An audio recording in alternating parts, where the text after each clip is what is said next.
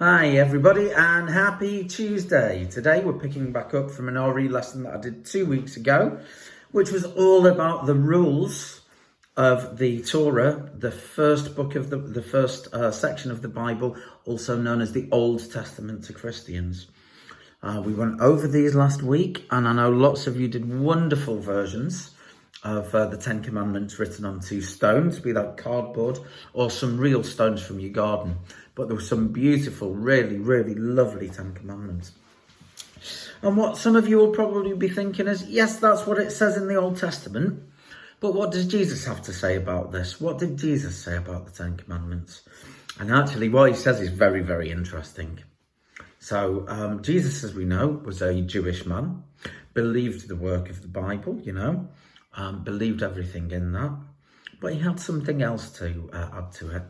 He basically said, number one, love God is a great, great thing. But he said all of these others about not swearing, don't killing, don't cheating, don't steal, don't lie, don't be jealous of people, make sure you take a day for a rest. That basically all of these things could be summed up better than having it in 10 different rules. But what the next one does is it needs you all to be reflective, to be able to do this. And it seems so simple, but people in the world today still find this so hard. Okay. In the Gospels of Matthew, in Mark and Luke, that's 3 of the 4 Gospels of the New Testament, this is what Jesus says. So he was at a temple, and there were some wise men and some priests that were asking him all kinds of questions. And a man came up to him who was a lawyer, a solicitor. And he said, well, how do I enter the kingdom of heaven? How do I do what you need to do? He said, which of these commandments is the greatest? What's the most important one to follow? And Jesus said, well, number 1 is the number 1 of the 10 commandments. Love the Lord your God with all your heart and your soul and your mind, with all your strength.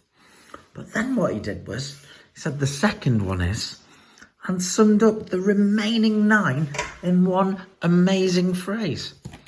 Love your neighbour as yourself. There's no greater commandment than these. Love your neighbour as yourself. Well, does that mean your next door neighbour? Does that mean the people just on your street, in the town? Or does it mean everybody in the world? Well, when Jesus is saying, love your neighbour as yourself, Christians believe that your neighbour is absolutely everybody.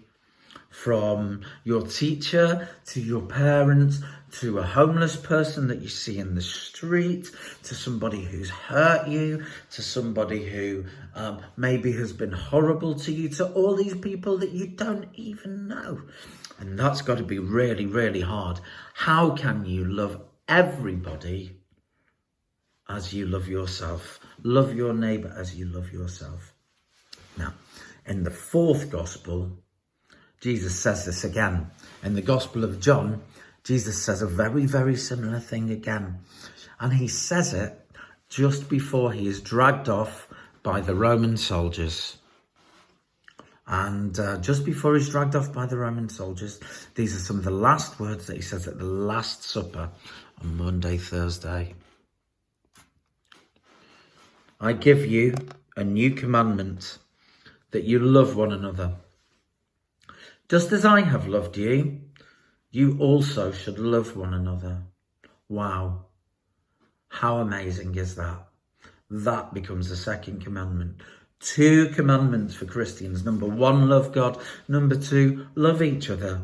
Be nice to each other. Take care of each other. How amazing is that 2nd commandment? Love each other. Okay.